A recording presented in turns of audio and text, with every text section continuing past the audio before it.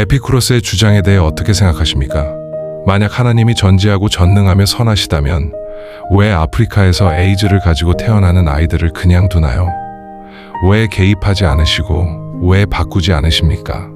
저는 그 질문이 늘 마음에 걸렸습니다. 악과 고통의 문제는 크게 두 가지로 나눌 수 있습니다. 하나는 지적인 문제이고 다른 하나는 감정적인 문제입니다. 이 둘은 전혀 다른 차원의 질문입니다. 먼저 지적인 문제를 보겠습니다. 무신론자는 하나님과 악이 논리적으로 모순된다고 주장합니다. 그러나 역사상 어떤 철학자도 하나님과 고통이 논리적으로 양립 불가능하다는 숨겨진 전제를 증명한 적이 없습니다. 오히려 하나님은 악을 허용할 도덕적으로 충분한 이유를 가지고 계실 수 있다는 명제가 단 한 번이라도 가능하다면 하나님과 고통은 논리적으로 모순이 아닙니다.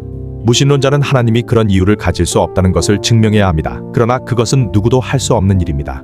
왜냐하면 우리는 전체 역사를 조망하는 위치에 있지 않기 때문입니다. 기독교적 관점에서 본다면 하나님의 목적은 가능한 한 많은 사람들이 자유롭게 하나님을 알고 영원한 생명을 얻도록 하는 것입니다. 어쩌면 자유의지를 가진 존재들이 존재하는 세계에서는 자연적 도덕적 고통이 수반될 수밖에 없습니다.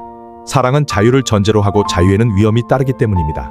그러나 저는 압니다. 이 문제는 단순한 철학 문제가 아니라 감정의 문제입니다. 사람들은 고통을 허용하시는 하나님을 좋아하지 않습니다. 기독교는 말합니다. 하나님은 팔짱 끼고 세상을 바라보는 무관심한 존재가 아닙니다. 예수 그리스도의 인격 안에서 인간 역사 속으로 들어오신 분입니다. 그리고 그분은 고난을 당하셨습니다. 죄 없으신 분이 온 세상에 죄를 짊어지고 십자가에서 말로 다할 수 없는 고통을 감당하셨습니다. 십자가는 하나님이 고통을 외면하지 않으셨다는 증거입니다. 하나님이 악을 해결하신 방식은 제거가 아니라 짊어지심이었습니다. 하나님은 자유의지를 주는 위험을 감수하셨습니다. 그 자유의 결과로 발생하는 악까지도 십자가에서 책임지셨습니다. 그리고 그분의 판단은 이것입니다. 영원한 생명과 구원의 영광이 현재의 일시적 고난보다 크다는 것입니다. 우리는 시간과 공간이라는 작은 틈에서 현실을 바라봅니다. 그러나 하나님은 영혼의 관점에서 보십니다. 임신의 고통만 본다면 그것은 잔혹해 보입니다.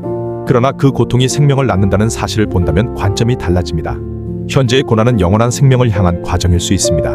초대교회는 이렇게 고백했습니다. 우리의 잠시 받는 가벼운 환난이 지극히 크고 영원한 영광에 중한 것을 이루게 함이라. 보이는 것은 잠깐이여 보이지 않는 것은 영원함이라. 결국 하나님의 답은 십자가입니다. 악의 문제에 대한 하나님의 해답은 논증이 아니라 자기 희생입니다. 고통의 한가운데로 들어오신 사랑입니다. 우리가 모든 이유를 이해할 수는 없습니다. 그러나 우리는 십자가를 압니다.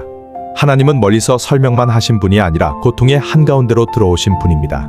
그리스도께서 우리의 죄와 슬픔과 눈물을 짊어지셨습니다. 고난은 마지막 말이 아닙니다. 부활이 마지막입니다. 지금의 눈물은 영원한 기쁨으로 바뀔 것입니다. 하나님은 선하시며 그 선하심은 십자가에서 이미 증명되었습니다.